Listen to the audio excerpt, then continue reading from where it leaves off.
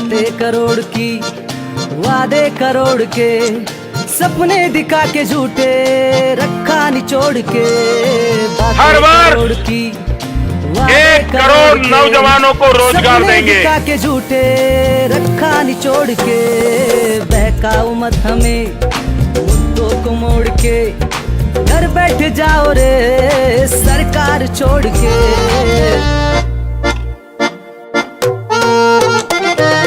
बातें नहीं रोजगार दो, वादे नहीं रोजगार दो। 50,000 करो कि ज्यादा करो, 80,000 करो कि ज्यादा करो, 90,000 करो कि ज्यादा करो।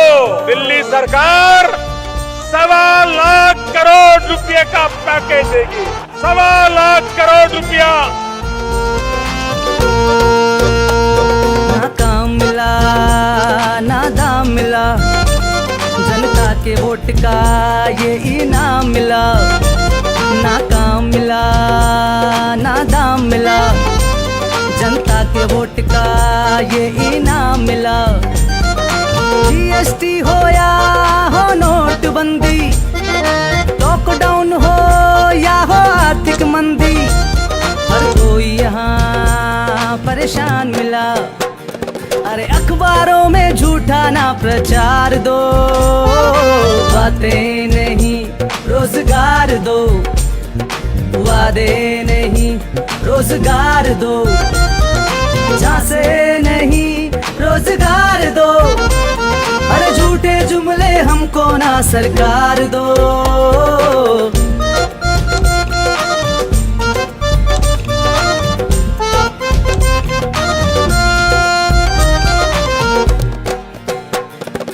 दर्द बड़ा है भैया मरहम नहीं कोई, इस सरकार के वादों में दम ही नहीं कोई। और दर्द बड़ा है भैया मरहम नहीं कोई, इस सरकार के वादों में दम ही नहीं कोई। ये झूठ बोलकर सत्ता चलाते हैं, खाकर गरीब का अंगूठा दिखाते हैं। अरे अब तो हमको जीने का अधिकार दो, बातें नहीं रोजगार दो, वादे नहीं रोजगार दो, झांसे नहीं रोजगार दो। अरे झूठे जुमले हमको ना सरकार दो। भाई और बहनों नमस्कार। जब नरेंद्र मोदी प्रधानमंत्री बने थे, उन्होंने देश के युवाओं से वायदा किया था कि 2 करोड़ युवाओं को वो रोजगार दिलाएंगे हर साल। बहुत बड़ा सपना दिया, सच्चाई निकली। 14 करोड़ लोगों को नरेंद्र मोदी जी की पॉलिसीज ने बेरोजगार बना दिया। ये क्यों हुआ? गलत पॉलिसीज के कारण। नोटबंदी, गलत जीएसटी और फिर लॉकडाउन। इन 3 कदमों ने हिंदुस्तान के स्ट्रक्चर, इकोनॉमिक स्ट्रक्चर को खत्म कर दिया है, नष्ट कर दिया है। और अब सच्चाई यह है कि हिंदुस्तान अपने युवाओं को रोजगार नहीं दे सकता है। इसीलिए यूथ कांग्रेस जमीन पर उतर गई। और मुझे बहुत खुशी है कि इस मुद्दे को यूथ कांग्रेस हर कस्बे में, सड़कों पे उठाएगी और पूरे दम से इस मुद्दे को उठाने जा रही है। रोजगार 2 प्रोग्राम से आप सब जुड़िए और यूथ कांग्रेस के साथ मिलकर देश की युवाओं को रोजगार दिलवाएंगे। कितना वीरान ये चमन कर दिया, हमने किसके हवाले ये वतन कर दिया।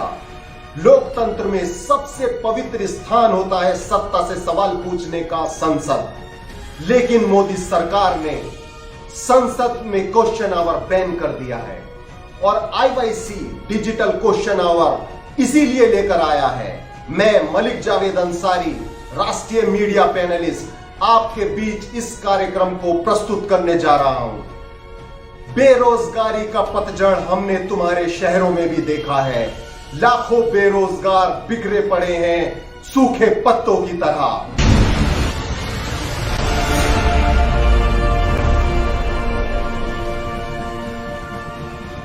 आज का एजेंडा है बेरोजगारी, रोजगार दो। और ये ताकत जो हमको सवाल पूछने की दी है वो हमारे भारत के, हमारे देश के संविधान ने दी है। आज हम सत्ता से सवाल पूछेंगे। एक वक्त था जब भारत के पूर्व प्रधानमंत्री पंडित जवाहरलाल नेहरू का जन्मदिन बाल दिवस के रूप में मनाया जाता था, और आज हमारे देश के जो मौजूदा प्रधानमंत्री हैं नरेंद्र मोदी जी, उनका जन्मदिन बेरोजगार दिवस के रूप में मनाया जा रहा है। साथियों, 35 लाख लोगों से ज्यादा लोगों ने ट्वीट कर कर ये दिवस, बेरोजगार दिवस मनाया। छात्रों की मांग है कि सरकार रोजगार के अवसर मुहैया करवाए और जल्द से जल्द प्रतियोगी परीक्षाएं करवाई जाए। तस्वीरें बिहार के कैमूर, उत्तर प्रदेश के वाराणसी, हापुड़, अलीगढ़ और प्रयागराज की हैं। प्रयागराज में छात्रों ने कहा कि चुनाव के वक्त बीजेपी ने हर साल 2 करोड़ नौकरियों का वादा किया था, लेकिन सरकारी भर्तियों पर ताला लटका हुआ है और प्राइवेट सेक्टर में भी कर्मचारी निकाले जा रहे हैं। कई छात्रों ने कहा कि आर्थिक मुश्किलों के चलते बहुत से लोग पढ़ाई छोड़कर अपने घर लौटने को मजबूर हैं। वहीं सहायक लोको पायलट की परीक्षा जो पास कर चुके हैं, उनमें से बहुत की ज्वाइनिंग अभी तक नहीं हुई है और वो भी काफी परेशान हैं। अब मैं इनवाइट करूंगा श्री तारिक अनवर जी को, वो बेरोजगारी और रोजगार 2 को लेकर क्या कहते हैं, देखते हैं। राष्ट्रीय युवक कांग्रेस को और उनके अध्यक्ष श्रीनिवास जी को बधाई देना चाहूँगा कि उन्होंने एक बहुत ही महत्वपूर्ण विषय पर आज सारे देश में जो एक कैंपेन चलाया है, जो अभियान चलाया है रोजगार के को लेकर, वो अपने आप में बहुत ही महत्वपूर्ण है, क्योंकि आज भारत में सबसे बड़ी जो समस्या है वो रोजगार की, और रोजगार को मुहैया कराना ये पहली जिम्मेदारी सरकार की होती है, जो भी सत्ता में होती है, जो हुकूमत में होती है। हमें याद है कि हमारे प्रधानमंत्री जी 2014 में उन्होंने भाषण दिया था, चुनाव अभियान में अपने इस बात को और देश के नौजवानों को यकीन दिलाया था हर वर्ष 2 करोड़ नौजवानों को रोजगार। लेकिन आज उसके विपरीत सब कुछ हो रहा है। अभी लॉकडाउन को लेकर, कोरोना को लेकर और उससे पहले भी पूरे देश के अंदर बेरोजगारी को लेकर एक बेचैनी है। पिछले 45-50 साल के अंदर जितनी बेरोजगारी पहले कभी नहीं थी, आज वो भारत में है। नमस्कार। हमारा देश दुनिया का सबसे युवा राष्ट्र है। यहाँ पर सबसे ज्यादा युवाओं की संख्या है, आधे से ज्यादा जनसंख्या 25 वर्ष से कम आयु की है। तो यहाँ पर किसी भी सरकार की क्या प्राथमिकता होनी चाहिए? सिर्फ और सिर्फ एक प्राथमिकता होनी चाहिए, रोजगार के साधन मुहैया कराना, रोजगार बनाना, लोगों को नौकरियां देना। लेकिन नरेंद्र मोदी सरकार की, भाजपा की सरकार की प्राथमिकताओं की 1 से 10वीं सूची में भी रोजगार नहीं है। और इसीलिए आज इस युवा राष्ट्र की, आज हमारे युवा राष्ट्र में इतनी भयावह स्थिति पैदा हो गई है कि इतने युवा होने के बावजूद लोगों की नौकरियां चली गई हैं, लोगों के पास नौकरी का साधन नहीं है। कोरोना के चलते जो लॉकडाउन हुआ, जो कुप्रबंधन हुआ, उसके चलते करीब करीब 12 करोड़ लोगों की नौकरियां गई। कोरोना के पहले भी ये स्थिति भयावह थी। 45 साल में सबसे ज्यादा बेरोजगारी आज देश में है और सरकार के लिए प्राथमिकता के तौर पर सिर्फ और सिर्फ एक काम होना चाहिए कि हमारे युवाओं के लिए नौकरी बनाना। लेकिन केंद्र सरकार 10 लाख से भी ज्यादा पदों पर बैठी हुई है, उन पदों को एडवर्टाइज नहीं कर रही है। बहुत सारी स्टेट गवर्नमेंट्स ने, राज्य सरकारों ने तो ये कह दिया कि अगले 1-2 साल कोई भर्ती ही नहीं होगी। तो हमारे देश के युवाओं का होगा क्या? वो जाएंगे कहाँ? उनके रोजगार के साधन आएंगे कैसे? इसीलिए यूथ कांग्रेस की इस पहल का मैं स्वागत करती हूँ। रोजगार दो, आज दो और अभी दो। अब मैं इनवाइट करूंगा बिहार यूथ कांग्रेस के इंचार्ज राजेश सिन्हा जी को। शुक्रिया मलिक जी, आपने मुझे यहाँ बेरोजगारी के मुद्दे पे बोलने का अवसर प्रदान किया। आपको आज मैं बताना चाहता हूँ कि किस प्रकार बिहार में बेरोजगारी का दर्ज बिहार के नौजवान क्षेत्र है। CMI की रिपोर्ट है कि 46.6% रिकॉर्ड तोड़ बिहार में साथियों अभी के समय में बेरोजगारी है। 5 लाख बिहार में सरकारी पद रिक्त पड़े हुए हैं। जिसमें 3 लाख शिक्षकों के सरकारी पद रिक्त पड़े हुए हैं। साथ लगभग 60,000 पद पुलिस विभाग के रिक्त पड़े हुए हैं। 50,000 पद अस्पतालों में सरकारी नर्सों का और डॉक्टर्सों का पद रिक्त पड़ा हुआ है। लेकिन ये नीतीश कुमार की सरकार जो सरकारी पद है उस पे तो भर्तियां कराने में असफल हो रही है। क्या ये नए नौजवानों को रोजगार दे पाएगी?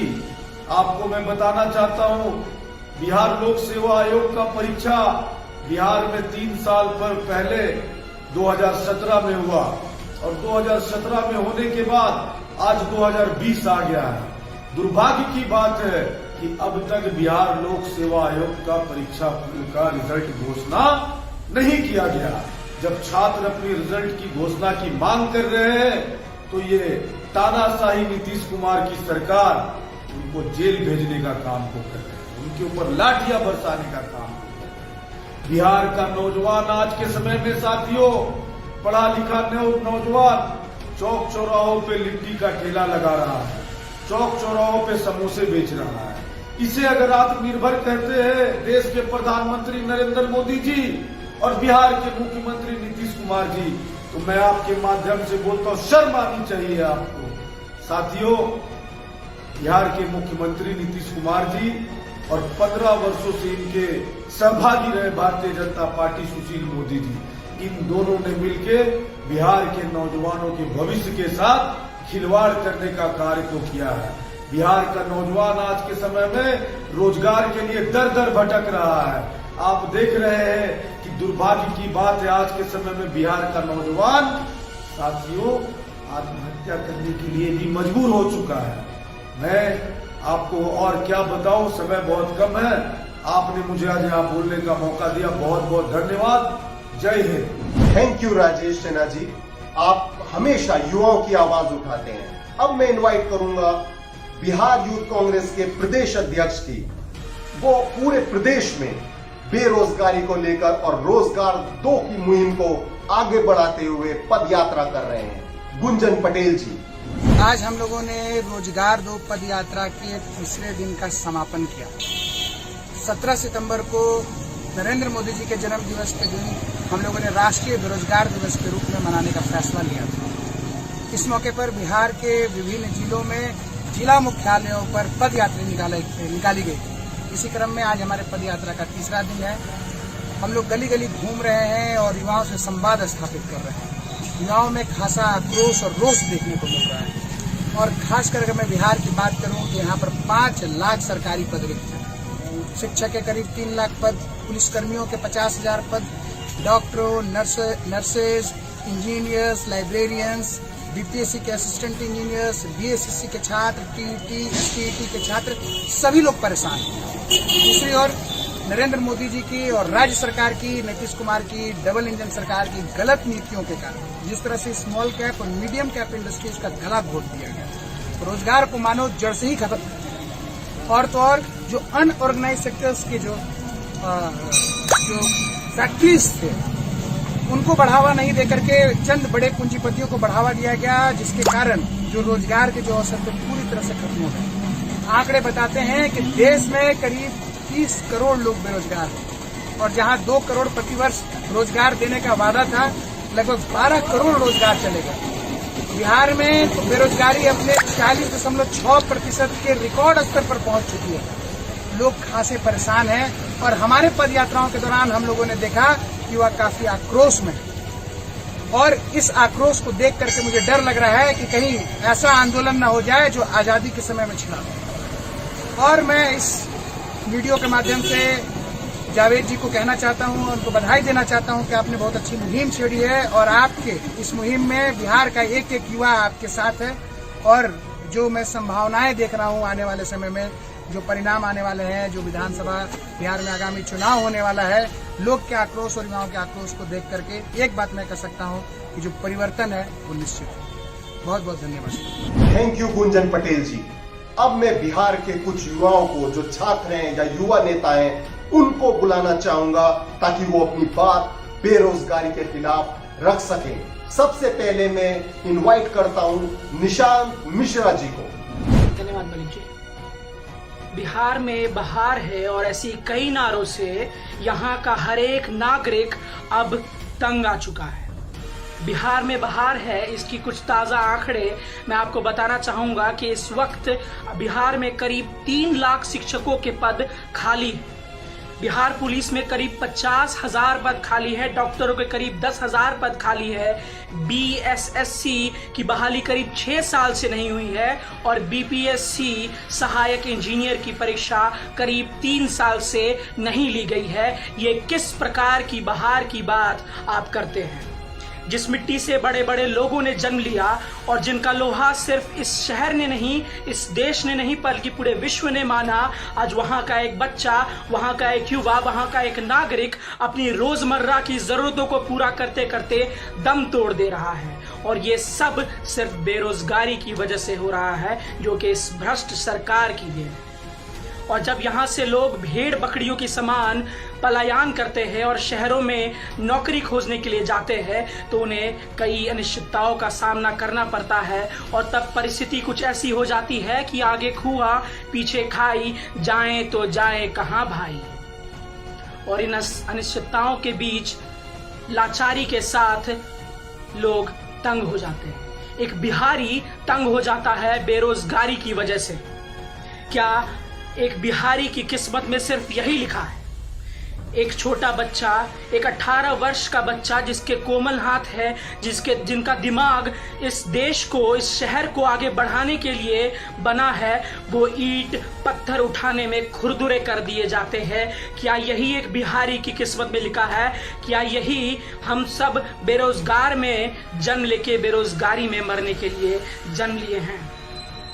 आपसे कहना चाहूंगा कि बिहार में तब तक बहार नहीं है जब तक यहाँ बेरोजगारी है। अरे सूट बूट या टाई लगा के, सूट बूट या टाई लगा के, बबरी टेवा तानी हालो हालो हालो दिल्ली सरकार, बिहार से बेरोजगार बोलतानी, यूपी से बेरोजगार बोलतानी। बीएड में डिग्री लेके, बीएड में डिग्री लेके घास गढ़तानी हालो हालो हालो दिल्ली सरकार, बिहार से बेरोजगार बोलतानी, यूपी से बेरोजगार बोलतानी। दर दर ठोकर खाके भैया, दर दर ठोकर खाके भैया, पटरी पे सूतल बानी हालो हालो हालो दिल्ली सरकार, बिहार से बेरोजगार बोलतानी, यूपी से बेरोजगार बोलतानी। नवा लोग का कहत बड़े हो कि गर्मा गरम ताजा ताजा, गर्मा गरम ताजा ताजा, मूड फ्रेश हो जाला राजा, चाय बेचतानी हालो हालो हालो दिल्ली सरकार, बिहार से बेरोजगार बोलतानी, यूपी से बेरोजगार बोलतानी। बेरोजगारी का आलम है भैया, बेरोजगारी का आलम है भैया, थरिया पीटा तानी हालो हालो हालो दिल्ली सरकार, बिहार से बेरोजगार बोलतानी। अब मैं इनवाइट करूंगा बिहार के एक युवा नेता को, मोहम्मद शम्स शाहनवाज। शुक्रिया मलिक भाई। बेरोजगारी जैसे एक महत्वपूर्ण मुद्दे पर अपनी बात रखने का मौका देने के लिए साथियों, मैं शुरुआत करूंगा 2 पंक्तियों से। नौकरी की प्रक्रिया में अब सुधार चाहिए, बेरोजगार हूं साहब, रोजगार चाहिए। ये दर्द है देश के तमाम युवाओं का, बिहार के उन बेरोजगारों का, उन नौजवानों का जो लगातार एक अदद नौकरी के लिए संघर्ष कर रहे हैं। मैं बताना चाहता हूं कि बिहार के सरकारी आंकड़ों के मुताबिक 68 लाख शिक्षित बेरोजगार यहां पंजीकृत हैं और ये आंकड़े साल भर पुराने हैं। और जितना मैं समझता हूं साथियों, इसके अलावा कम से कम 1.5 करोड़ ऐसे बेरोजगार हैं जिनके नाम सरकारी आंकड़ों में दर्ज नहीं। उससे भी बुरी हालत उन नौजवानों की जो एसएससी और सरकारी नौकरी पाने के लिए दिन रात संघर्ष कर रहे हैं। साथियों, बिहार के जो आंकड़े हैं वो चौंकाने वाले हैं। 5 लाख सरकारी पद खाली हैं और अफसोस की बात यह है कि जो सरकार ये दावा करती थी कि हम इन्वेस्टमेंट लाएंगे, हम औद्योगिकीकरण करेंगे और हम बिहार के अंदर रोजगार का सृजन करेंगे, आज 15 साल बीत जाने के बावजूद नीतीश कुमार एक भी नया उद्योग खोल पाने में नाकाम साबित हुए हैं। अफसोस तो यह है कि जो चीनी मिल चल रहे थे वो बंद होने के कगार पे हैं। बिहार के सीतामढ़ी के एकमात्र चीनी मिल रीगा शुगर फैक्ट्री की हालत यह है कि वो कभी भी तालाबंदी का शिकार हो सकता है, लेकिन सरकार की कोई दिलचस्पी नहीं है। दरअसल चाहे केंद्र की मोदी सरकार हो या बिहार की नीतीश सरकार, इनको सिर्फ अपना चेहरा चमकाने की पड़ी है।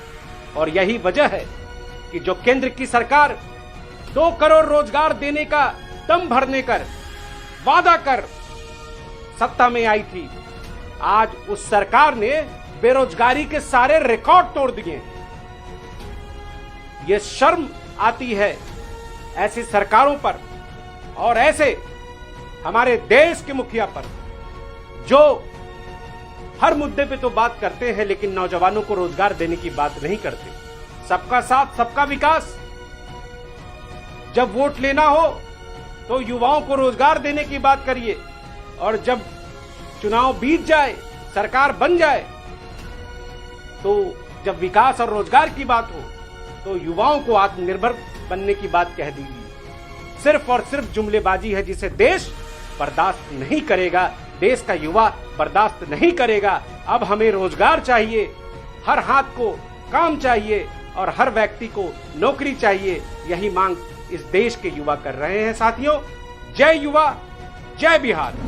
अब मैं इनवाइट करूंगा श्री कृष्णा हरि जी को। धन्यवाद मलिक जी। मैं कुछ बातें आपके सामने और सभी अपने साथियों और दोस्तों के सामने रखना चाहूंगा कि मैं बिहार से आता हूं और बिहार के बारे में जब भी इस बात की चर्चा होती है कि बिहार की प्रतिभा अद्वितीय है और देश में सबसे ज्यादा आईएएस और आईपीएस ऑफिसर्स बिहार से आते हैं, तो जब भी मैं किसी सेमिनार में होता हूं तो सबसे ज्यादा तालियां बजती हैं। तो कई बिहारी लोग इस बात को सम्मान के भाव से देखते हैं और गौरवान्वित महसूस करते हैं।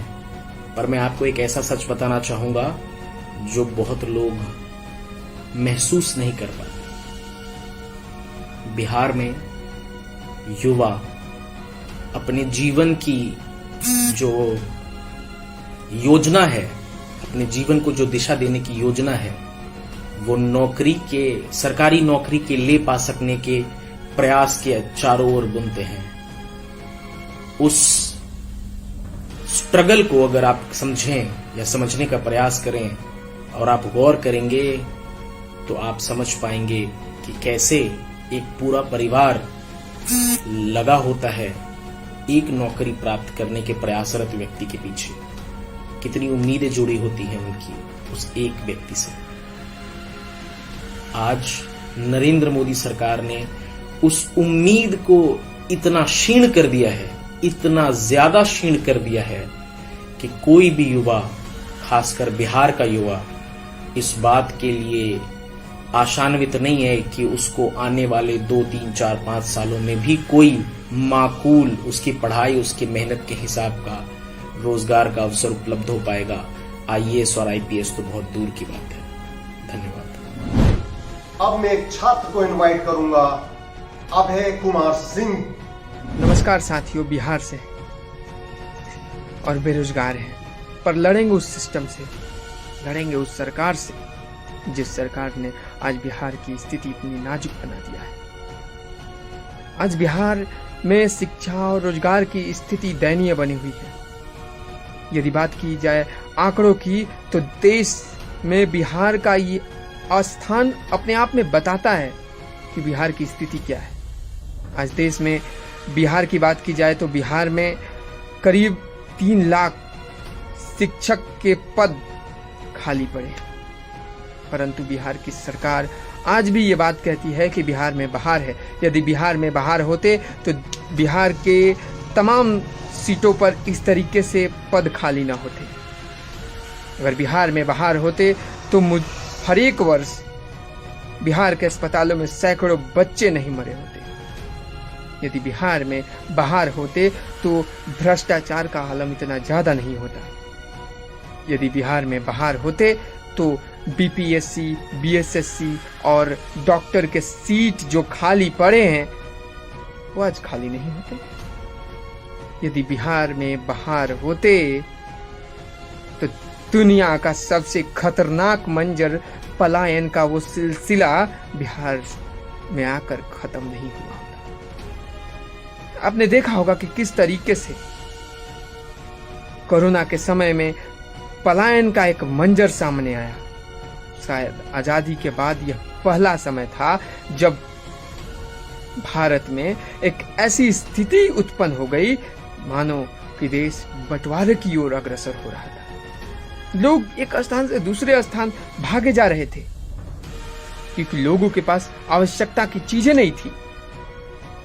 लोग मजबूर थे, वे सब बिहारी थे, क्योंकि इस बिहार की सरकार को अपने लोगों से कोई मतलब नहीं है। उन्हें तो मतलब है बिहार की सत्ता से, उन्हें तो मतलब है अपने जीने तक ऐशो आराम से। आज तमाम युवा, बिहार के तमाम जनता ये सवाल पूछ रही है क्योंकि तुरंत अगले महीने में बिहार में चुनाव होने वाले हैं और ऐसी ढकोसला सरकार जो रोजगार और शिक्षा के मामले में अपने मुख बंद कर ले, वैसी सरकार से आज हम सवाल पूछेंगे, तमाम आग्रह करेंगे तमाम जनता से कि ऐसी सरकार के जो स्लोगन हैं, जो बयान हैं, जो इनसे आप तनिक भी ना भटके।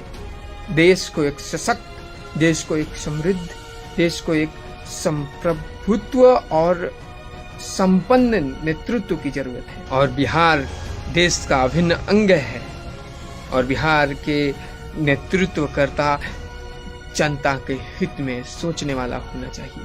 पूरे देश में आज बेरोजगारी का स्तर इतना गिर गया है कि जो 70 साल में नौकरियों का और रोजगार का सृजन हुआ था, मोदी सरकार ने पिछले 6 सालों में 15 करोड़ से ज्यादा रोजगार और नौकरियां छीन ली है।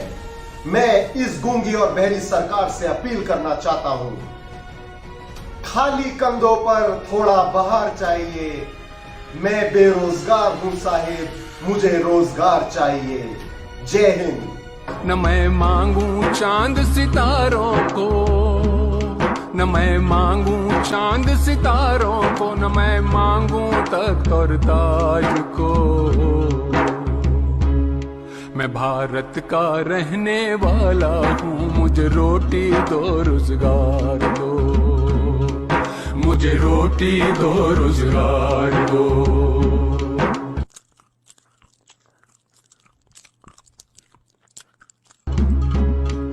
आपदा में अवसर मत खोजो, बस मदद गरीबों की सोचो। ये कुर्सी कितने दिन की है, भगवान समझ मत अपने को। नौकरी न दी तो वोट न दूंगा, दी तो वोट न दूंगा तुमको अब की बार तो